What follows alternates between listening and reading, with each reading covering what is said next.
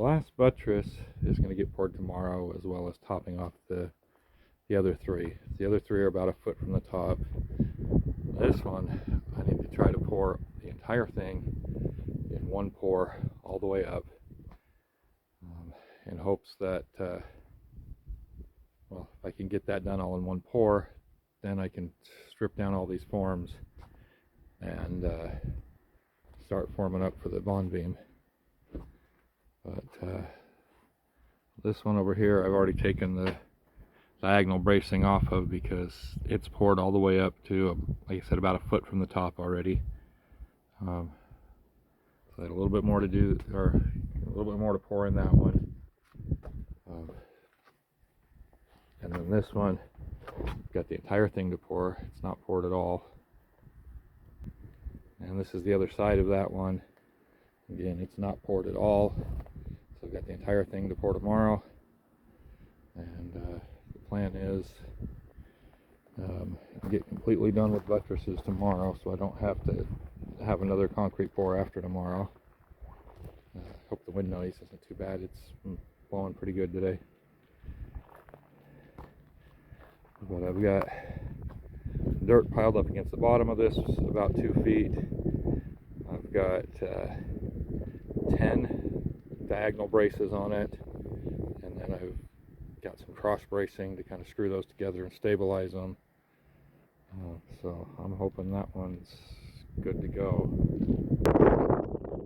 This is on the berm of dirt on the north side of the house. Just a quick look at the summer squash plants coming up late in the year.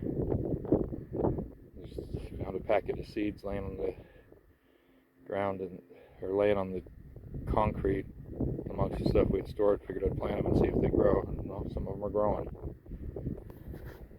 Alright, here's a look from above. The buttress that hasn't been poured yet. There's all the bracing along this side. Rebar's already in. I've got it cross braced here. Bracing on this side. I got about 1 3/4 yards of concrete going in that hole. Yeah, this is the one I had showed that I took the bracing off of. Like I said, it's about a foot from the top. It's actually in parts less than a foot. The deepest point, it's about a foot deep. And yeah, so I got that little bit to pour tomorrow also. This one still has the cross bracing up. It's got about 16 inches left to pour tomorrow. It's a little bit more than the other one.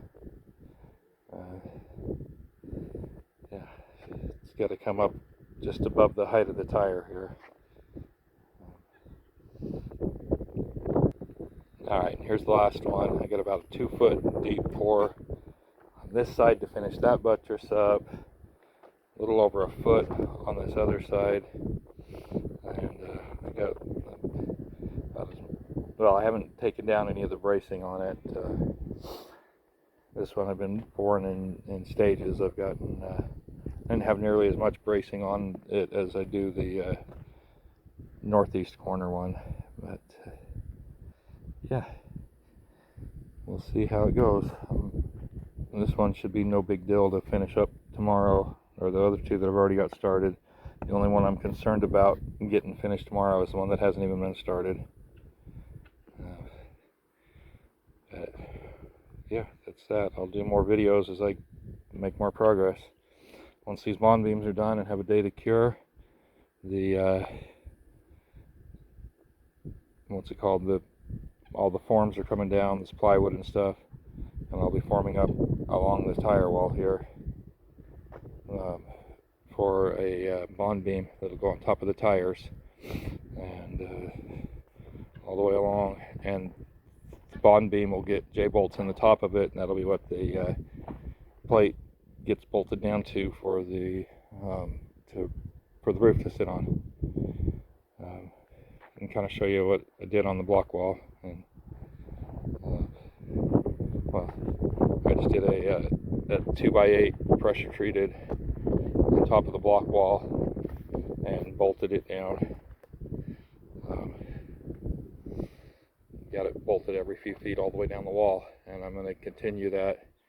So there's a bolt right here for the next one. So the next piece of 2x8 will start right here, and it'll just follow the bond beam. And that bond beam is on this section here, between here and the storm shelter. The edge of the bond beam is actually going to be off the edge of the tire, but I'm going to do kind of a L shape. So the bond beam will be sitting about here. It'll go down to where it ties into the tires, so it'll go down the wall there. I guess it's more of a T shape, and then there'll be kind of a vertical point and then a horizontal port that comes over with rebar in an L shape along there, and it'll come over to back to the edge of the tire. And I'm going to do that all the way down this row, and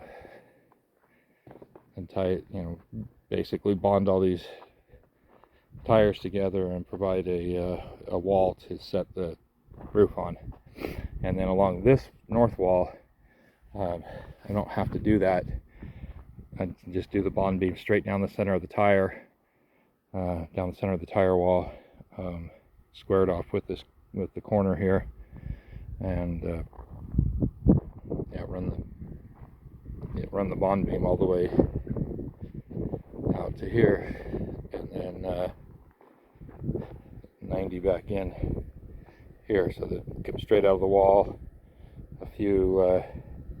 about a foot, 2.5 feet or so to get to the middle of the tires, west along the edge of the tires here, and out to this corner where it'll actually overlap.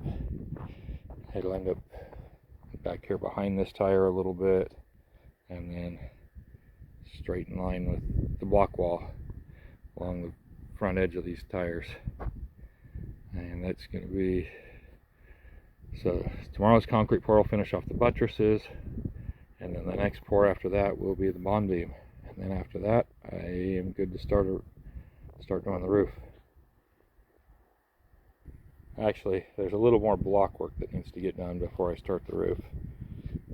I did lay some block yesterday. I laid 13 blocks along, I don't know how well you can see this, along the top of the wall there. I did 2 courses there. This point right here, I'll have a beam sitting on it, and then I got to do a full block and a half block there, so the beam can sit on that at the same level as that one. And then on top of the beam, a whole nother row, on top of the wall, and then across the top of the beam. So I'll have that block work to get done, and fill all the columns up with cement. Sorry. Get all the columns filled with cement also before